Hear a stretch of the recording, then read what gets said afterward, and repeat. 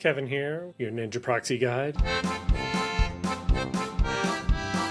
Here to show you how to implement today the More Login browser with NinjaProxy proxies. So let's take a look.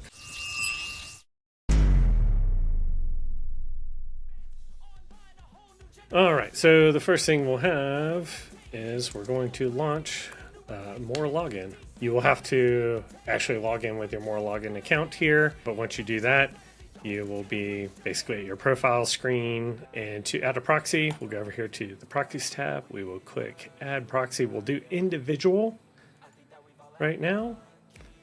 For NinjaProxy, we'll drop that down to HTTP. You can leave this to whatever IP query channel you want. It really doesn't matter. Leave it IP2 location. Here's where we're going to add in our IP import. So we get that from our portal here. So this will be IP import. Take that.